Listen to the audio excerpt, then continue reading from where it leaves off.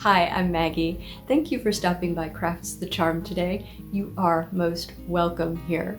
One project that I've always wanted to tackle is those tombstones that people put in their yard at Halloween. And I'm going to link some videos below of some very talented makers creating tombstones. Now, I've been a little intimidated by those videos in the past. Those folks have workshops and they have tools and some materials that I don't have. But I wanted to see if I could make some with the tools and materials that I have at home. Now I wanted to make a little twist on this. I thought I would do a sort of a Disney twist, but not Haunted Mansion, which by the way is one of my favorite all-time rides at Disney World. Now I'm going to do something a little bit different. Let's go have some fun. To start, I did do a little research and I visited some local graveyards, and for the gravestones that have writing that you could read, I have blurred it out a little bit out of respect for the families who have loved ones buried here. But many of these are quite old. I was looking partly to see cracks in tombstones because in a lot of the tutorials they put cracks in the tombstones, and I didn't see any tombstones with cracks. I did see some broken tombstones. I decided not to put cracks in mine. I wanted to look and see what real cracks look like so that I could make mine look realistic. But because I didn't find any, I decided not to put cracks in my tombstones, and I don't think that's a really big deal because my graveyard isn't supposed to be really scary and creepy. I'm going to make the tombstones out of this foam insulation. This is the extruded foam pink insulation, and this piece that I have I think is about 2 feet by 4 feet, and it's 1.5 inches thick. Now, this stuff is really expensive now, so I'm reusing a piece that I had, and you can see it's got some holes in it and it's a little bit beat up. So it's not in great shape, but the beauty of this is we're making old tombstones, so it shouldn't make too much of a difference. And I started by tracing out the shape of a tombstone on cardboard, because that way I had a prototype, I knew if I liked the dimensions, and the width of this tombstone is 16 inches. I was able to get 3 roughly 16-inch tombstones out of this piece of insulation. So I did tape it down a little bit to the insulation with some painter's tape just so that it would hold still, and instead of drawing around it with a Sharpie or something, which you certainly could do, I sort of traced the shape of it with my box cutter knife. Now this foam is 1.5 inches deep, as I said, so my box cutter will not go all the way through. I did put a new blade in the box cutter so that it would be nice and sharp, and it did cut very easily as far as it would go. Then I used the little saw that I have. I bought it on Amazon. It came with a little miter box, and I used that for little projects where I need to miter or cut little pieces of wood, and that didn't work perfectly just because the saw has a thicker part at the top, but I was able to saw through and cut through the foam using both of these tools. Now in the tutorials that I've watched, the makers who were creating the tombstones used some kind of stencil to put the wording on the tombstone, and I think most of them had something like a Cricut machine. I don't have anything like that, so I thought I would try a different method.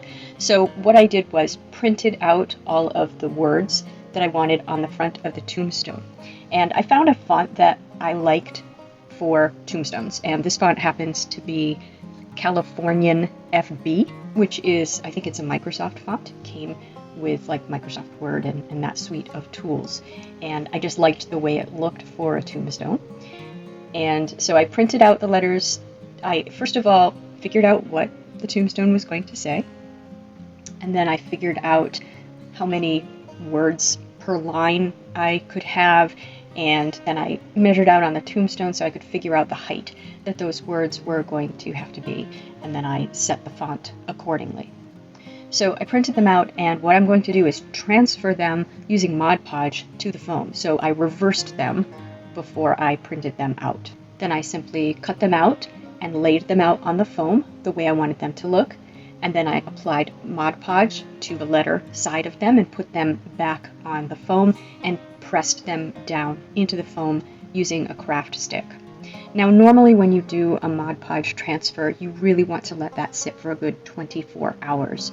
But because I'm not relying on this transfer as anything other than a guide for me in cutting out the letters, I didn't wait that long. I just waited a few hours until it was good and dry.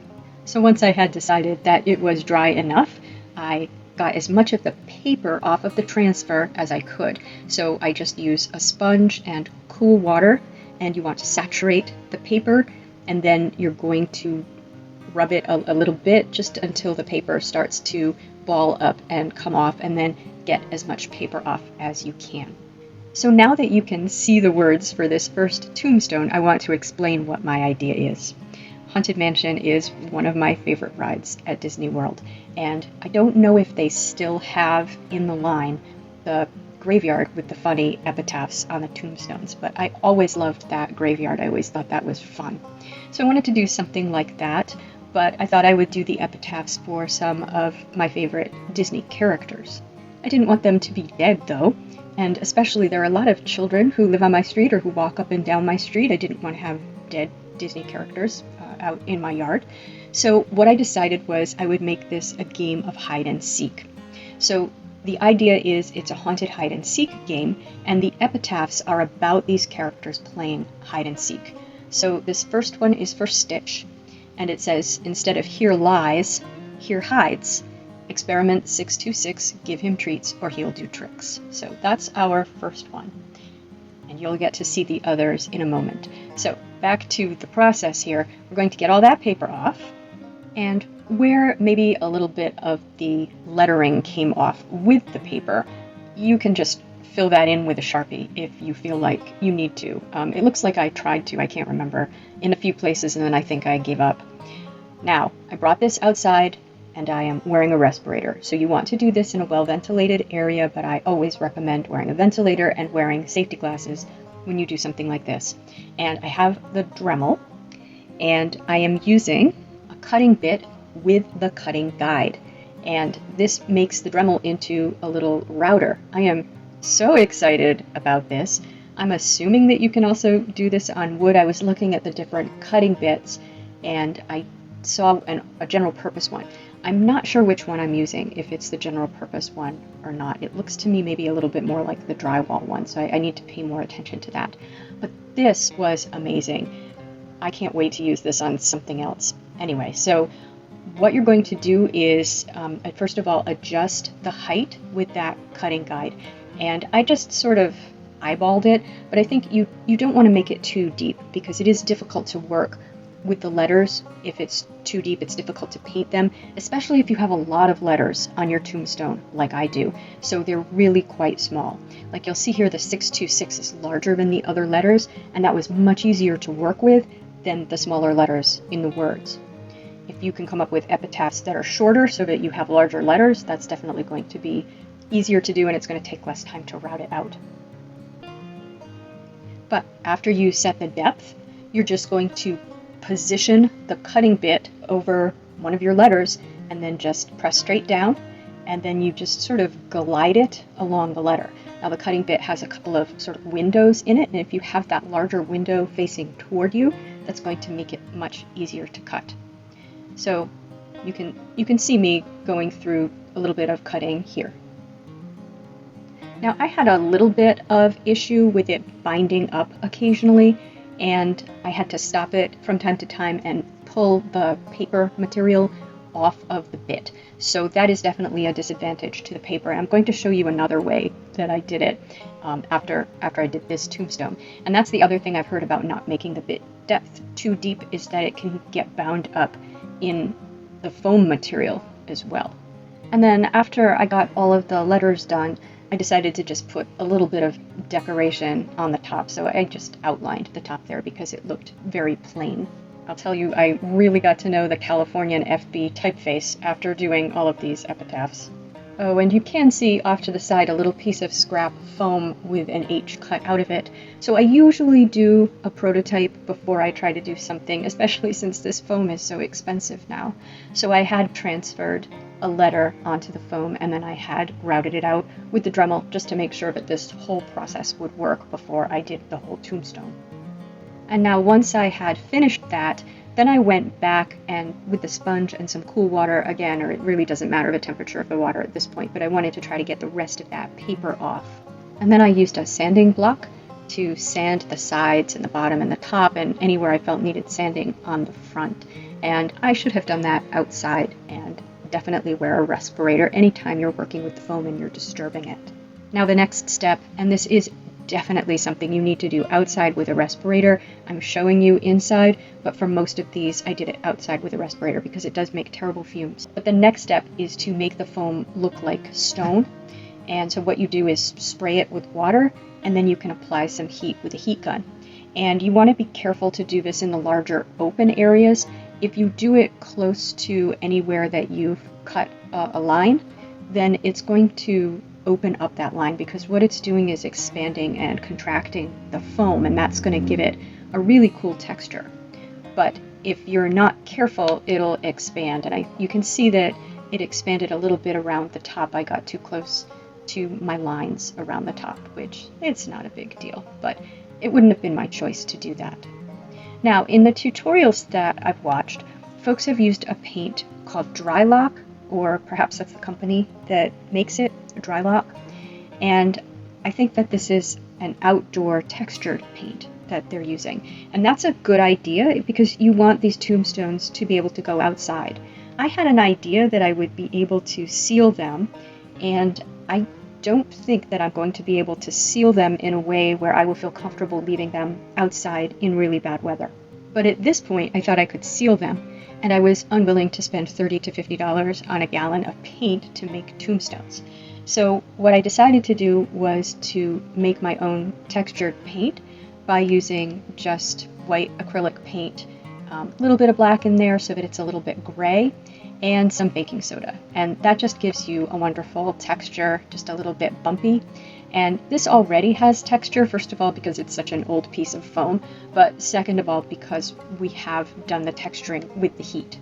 But this will give it texture in the other places. And the reason that that texture is really useful is if you want to do some dry brushing over it when you're painting it, the dry brushing will get picked up on that texture and it will look really good. I also did sort of use this almost like spackle or joint compound. I used it to fill in some of my holes as well, so I just sort of applied it with the craft stick into the holes, and it actually worked really well. Now again, because my letters are so tiny, it's really hard to get paint down in there, especially the paint that I've made thicker with the baking soda. So what I did was I watered the paint down, and I tried a few different techniques, but what ended up working the best was just to have somewhat watery paint and to just use a tiny paintbrush and paint inside. Now I'm going to be making that black later, so it's going to be dark, but I didn't want any pink at all to show through, so I figured I would go through with this grayish white first, and then I would go in and do the black later, and so hopefully there would be no pink. Now here I am trying to follow some of the tutorials that I watched, and so I did spring $1 for a spray bottle, and I mixed up some very watery black paint. I tried mixing other colors into the black, but you could only see the black, so we'll do the other colors later, and we're just going to start with black paint in a spray bottle. And so I brought this outside and just sprayed this on, and then used a sponge to sort of dab at it. And I did the back too. I didn't like trying to clean the spray bottle out afterwards. I think I did get it completely clean, but I'm not sure about using a spray bottle for paint. I think it was more trouble than it was worth. So I did try other techniques, which I'll show you. And then I took the really watery paint and I tried a dropper. So I've used a dropper and I've used a paintbrush. I don't think the dropper really helped because I got paint on the outside of the stone when I did that. So just a paintbrush really worked, really thin one, and went inside and did the letters. And you don't want the paint to be too thin because then you don't get it on the sides of the letters. So you want to get it completely in there.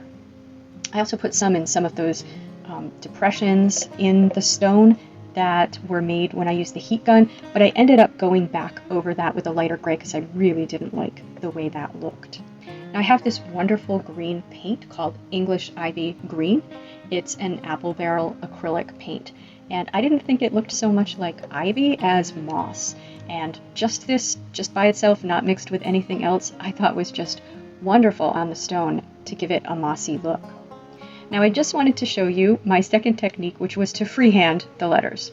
And you can see, like a child in kindergarten, I messed up the spacing in several places, but I used two different colors Sharpie. The black Sharpie was my first pass, and then where I had messed up the spacing of the letter, I went in with the gold Sharpie to put the letters in the correct places. And I did that for both of the other two. So I'm going to have for my other two characters, I'm going to have Grogu. And his poem is, ready or not, here comes Grogu. Use the Force, he will, to show you. Doing a little Yoda speak there. And I thought I would do a different shaped stone for each of my characters.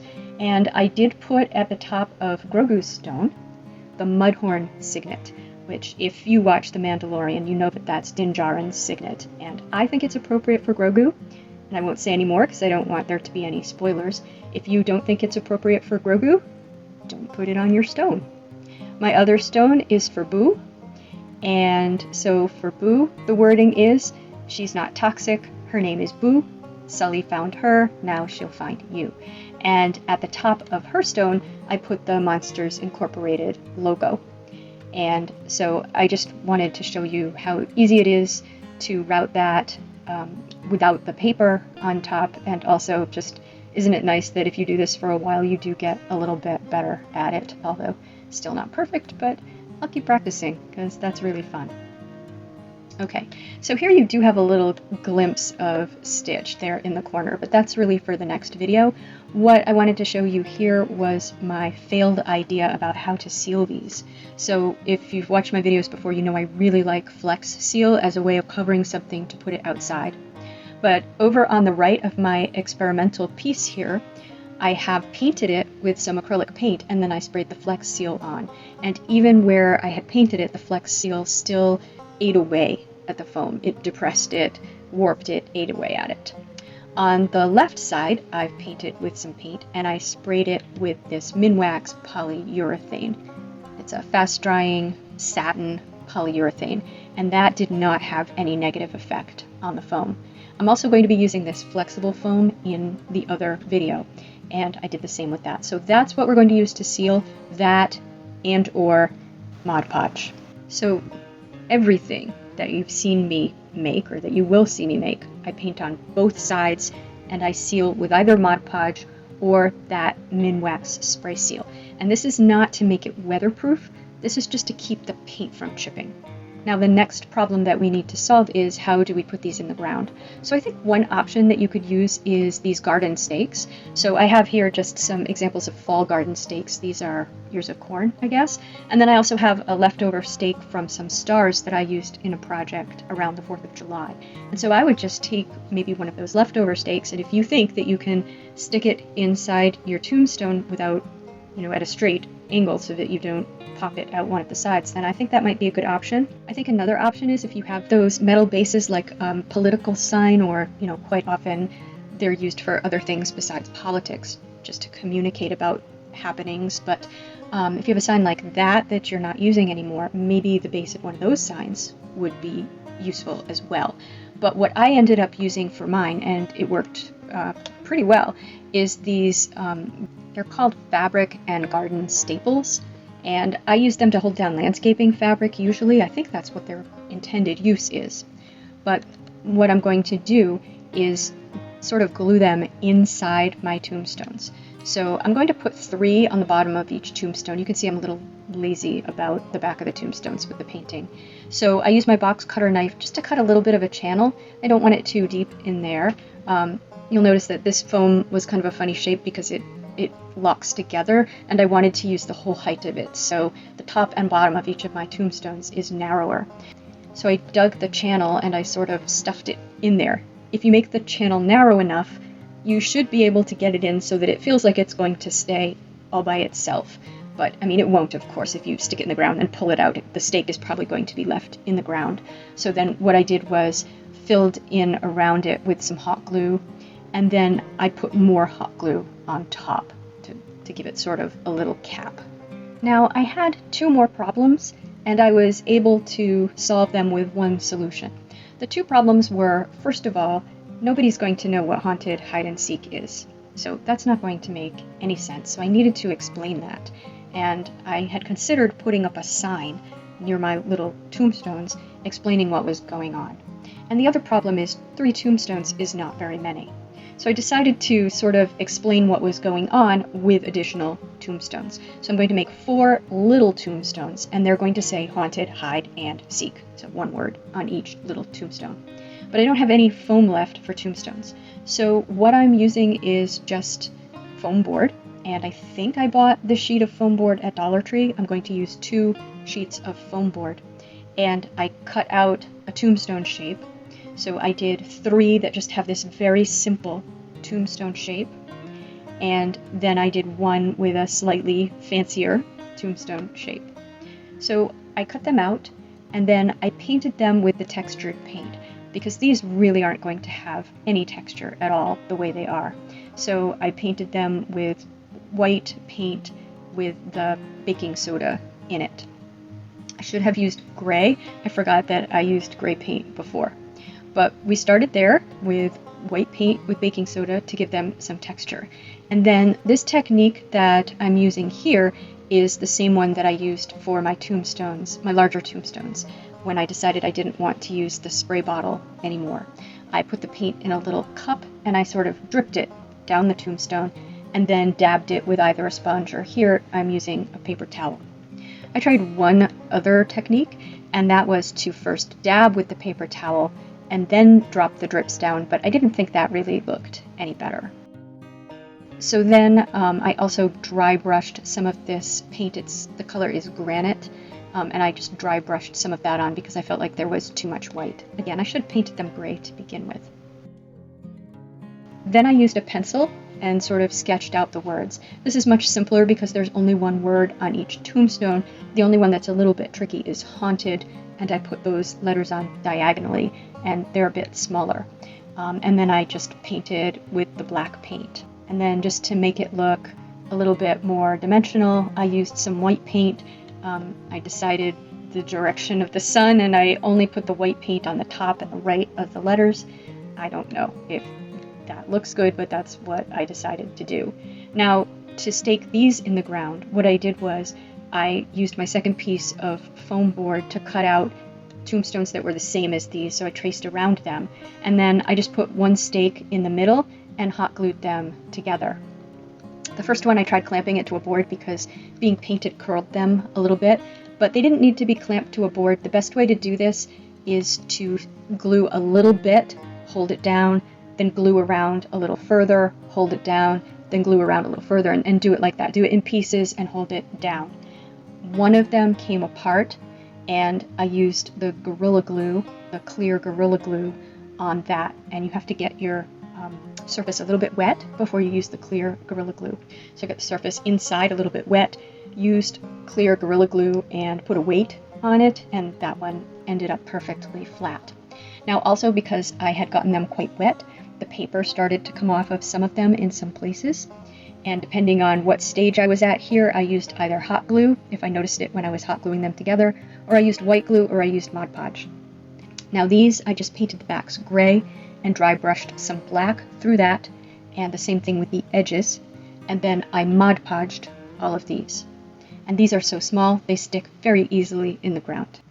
And here's what they look like. You're getting a little sneak peek of what they're going to look like with the characters because Stitch was sort of my prototype, so I've already made the Stitch character here.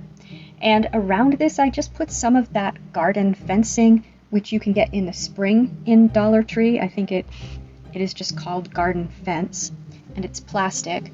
I bought it because I knew I would want it at Halloween. The one that they have out at Halloween is a little bit scarier. It's got skulls on it. So I thought I would rather use this one, especially because this is supposed to be a very family-friendly graveyard that we have here. So I hope you'll come back next week when I add Grogu and Boo and a little bit more to this graveyard. It's going to become really fun. So what did you think of our tombstones? They were so much fun to make. I do think that a lot of the reason that they were fun to make is because of the Dremel, because it allowed me to etch them out. But I think they would have come out looking good even if we had just painted the words on them and not etched them. I do wish the pink insulation weren't so expensive. If you wanted to make an entire graveyard, it would be really expensive. But you could make a few showcase pieces and then fill in with stones made from other materials, like I did, or even purchased stones. Next week, we're going to continue with our haunted hide and seek by filling in with some characters. So I do hope you'll join me for that, because that's going to be really fun. Thank you for spending time with me today. Take care.